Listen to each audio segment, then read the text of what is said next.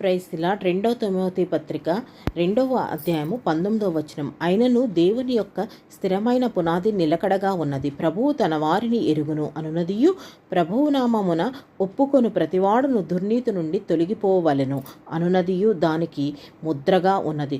గొప్ప ఇంటిలో వెండి పాత్రలను బంగారు పాత్రలను మాత్రమేగాక కర్రవియు మంటివియు కూడా ఉండును. వాటిలో కొన్ని ఘనతకును కొన్ని ఘనహీనతకును వినియోగింపబడును.